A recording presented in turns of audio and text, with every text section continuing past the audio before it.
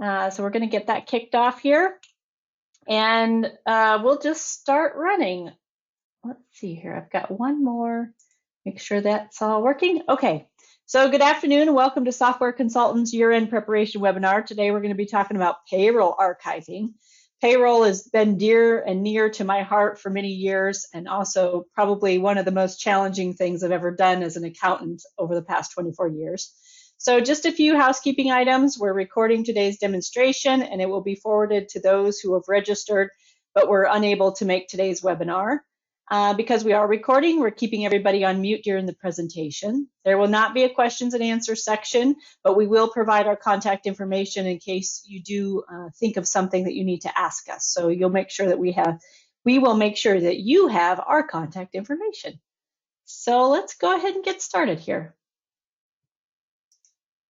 This is our agenda for today. So most of you know Dion, who is on the call now, so awesome, Dion. And for those of you who haven't met me, I've done a series of these Sage 100 Contractor webinars over the years. I'm a seasoned and certified Sage 100 Contractor implementation specialist. That's a whole mouthful, right? Sandwich in itself. And I've used Sage 100 Contractor for 11 years in industry, and then for the past 6 years, I've been helping folks like you. The learning objectives today are where to find your checklist for archiving payroll, the necessary steps before archiving your payroll, how the company archives are kept, and is it necessary to archive before doing a W-2? And then finally, we will give you our contact information and the next steps to consider. So without further ado, what is a payroll archive anyways? And as if you are all seasoned users like me in Sage 100 Contractor, you know what I'm talking about with an archive. And if you process payroll inside of there, then you definitely know what I'm talking about for the payroll archive. So first, let me start off by saying as a disclaimer, I'm not a CPA nor a tax advisor of any kind. The information I'm providing you today is simply come from my 24 years of experience as an accountant and with the help of good old Google. You know, I Google a lot of things. So you should always check with your tax preparer on any kind of tax prep that you're doing. And basically, kids, don't try this at home. People become very testy when it comes to getting paid. I just got to say, I don't understand it, right? Like, do you get irritated when you don't get your paycheck? I'm just kidding. I totally get it. It's challenging, and payroll is likely the most liability that a company can take on.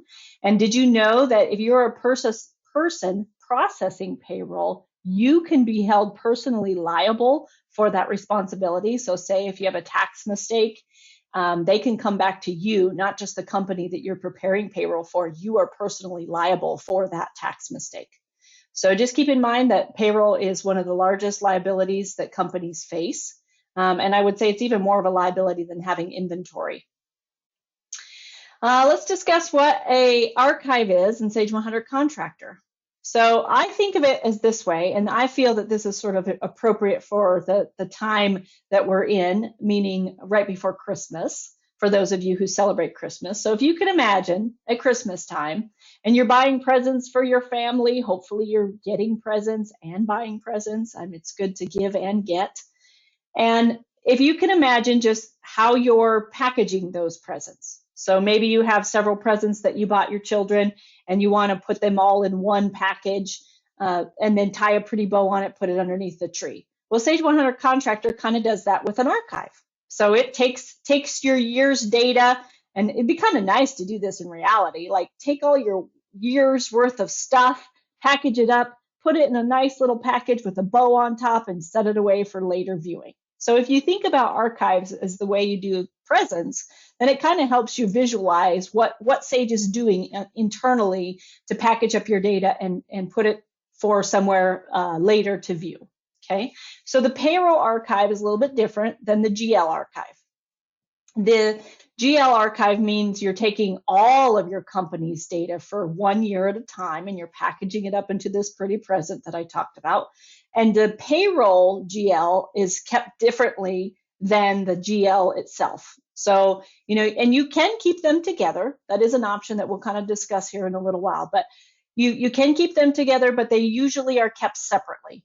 And the reason for that is because you don't often archive your whole company entire database every year. That's recommended every other year that you do that. So you're archiving at different times.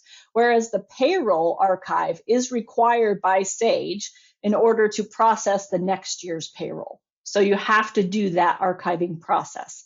Sage has made it a lot easier. Back in the day, it used to be a real challenge because you were mandated that you had to get this archive done before you could even touch payroll for the next year. But they've kind of laxed up on that since they switched to the SQL platform. So they make it a little bit easier, but it is required that you archive your payroll data every year. And you should do it before you start processing payroll in the new year. So let's see.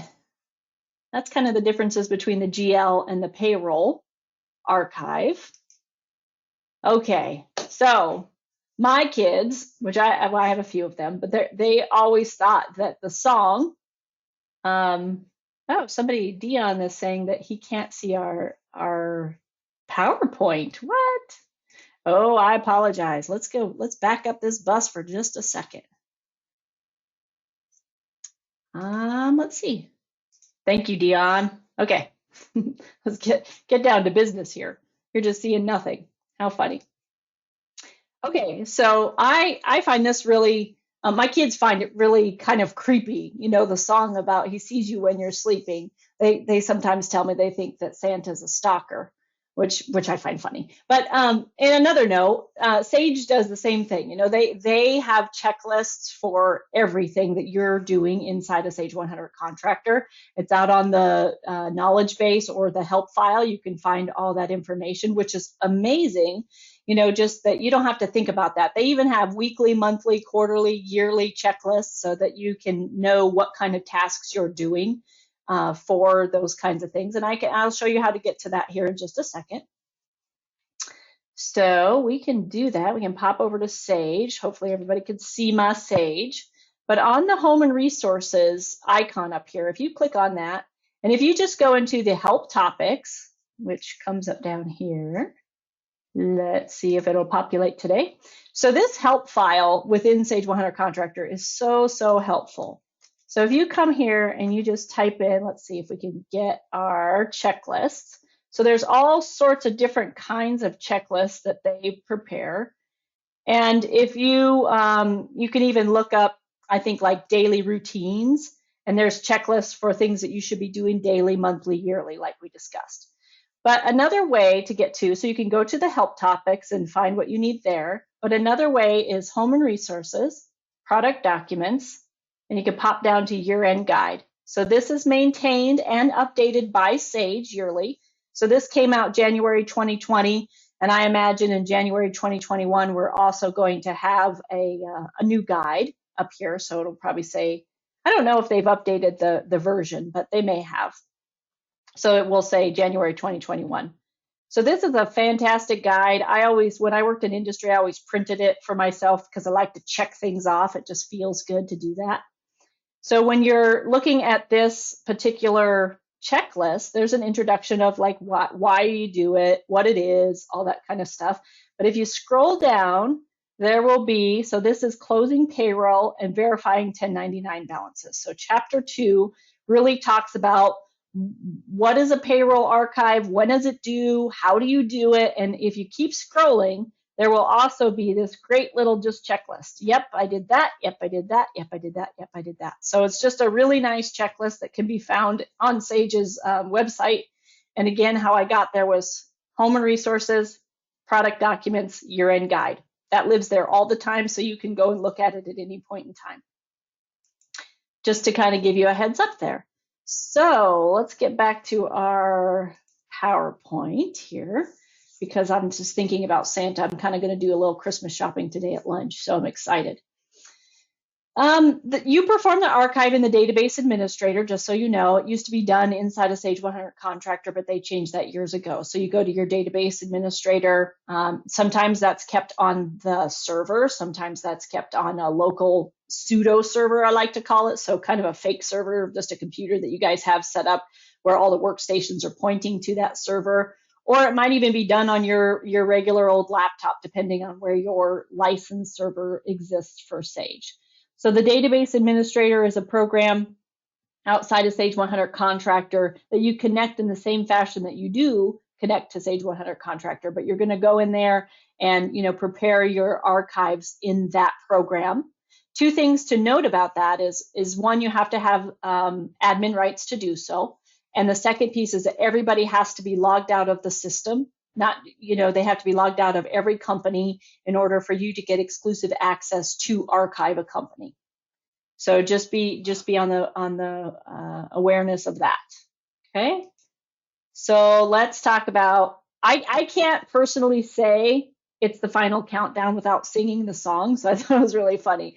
And I saw a great meme the other day that said the shark doo-doo song actually caused our crazy 2020 year, like it opened the portal to hell or something like that. So it was really funny. But so that's what made me think of the doo-doo-doo. Anyways, we're all on a time crunch here. When it's year end, I can't tell you how many New Year's days I spent archiving payroll. And it just happens. It's just one of those things where I could get in there exclusively without anybody else being in there. And like I said before, Sage used to make it pretty difficult that you had to close out your payroll and archive it before you could post the next year's payroll. That time frame has gotten a little lax, which is good. In my opinion, is that you should have this done before you're actually processing the payroll. You can post time cards and those sorts of things, but before you process your payroll in the new year, you should have already done your payroll archive. So before entering time cards, that's a recommendation. Before processing payroll is a mandate. And then what about W-2s? So W-2s can be done in either the archived year or it can be done in the current year. That's totally up to you. It just depends on when you archive. So say, for instance, you're going to archive before you start anything in 2021. So you're going to do your payroll archive. You've got it all over in 2021. Then you would need to do your W-2s in your archive. You would do those in your archived payroll company. You wouldn't do those in your current company because remember, Sage is packaging all that information and then it's flowing it right over to this little package archive, which I'm going to show you where those are and how you get access to them. So you could process your W-2s again in the current year before you archive or in the archived company after you archive. Hopefully that makes sense. I always like you don't have to keep your archives separate, which we can talk about a little bit, but you don't have to keep your archives separate. You could keep them all together, and we'll get to that. So let's pop over here to how the archives are kept. So when you're logging into Sage, you're going to see your company list. And of course, this is all enterprise level security again. So you would only have access to the companies that you have access to. But when you're in Sage, and we'll just kind of do this. So down here in the bottom right-hand corner is a change company access. And if I go to show archives, as you can see, there aren't any here because this is a demo environment and I haven't archived anything. But I just want you guys to show you where this show archives is. And, sometimes you have to do the refresh company list to get that to come up. But I don't have any archives in here because this, again, is a demo environment. Naturally, if you did have archives, it would look something like this. When you have these archives, and say you are keeping your GL and your payroll archives separate, you can control who is seeing what on this list. So say that sample payroll company, this sample, and I just put some text in here, but say this company here you didn't want anybody else to see. You could plop into that company, remove all the users so that they can't see this company any longer. Only the people involved in payroll could see this company, just to make sure that because even if they did log in and their user existed, they wouldn't have access to payroll unless they were meant to have access to payroll. So it would be useless for them. But if you wanted to kind of clean up this list so not everybody was seeing the payroll stuff, you could totally do that. And again, you just go down into that company, remove all the users that don't belong there, and they will no longer see that company on their archive list. And you'll notice that The payroll is separate from the GL.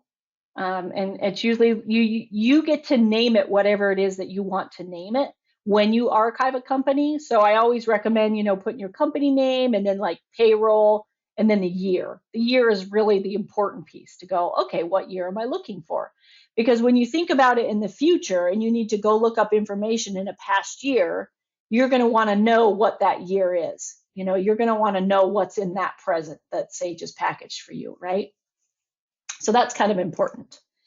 And my point before is you can archive it all together, but you do have to be really talented to make that happen. Because once you archive, so say it's 12/31, and this is what I spent a lot of my New Year's doing in the past when I worked in industry.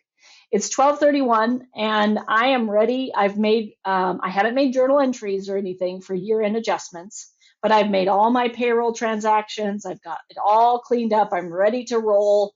I could archive everything at once, pulling out the entire payroll module, all the records for the year in the GL. I could do that all at once. But then if or when the accountants come to you and say, hey, we've got all these journal entries, you have to make them in both places. So you have to make them in your current year to make last year look right, and you have to make them in your archived company, which is kind of a pain.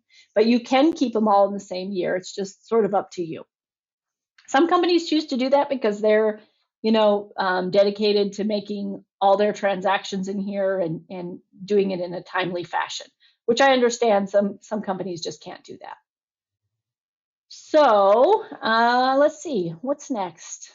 Okay, so is it necessary to archive? We've kind of talked about this, but if you're archiving payroll, if you're processing payroll in here, it is important to process the payroll for the new year before your first payroll. So you can enter time cards and you can kind of do some not final computes, but trial computes. That's perfectly okay to do. But the minute you're going to start posting payroll, then you need to be in the current year with the payroll previous year archived. So if your first payroll is January 15th in the new year, then your deadline to archive the payroll is January 15th. You need to do it before that.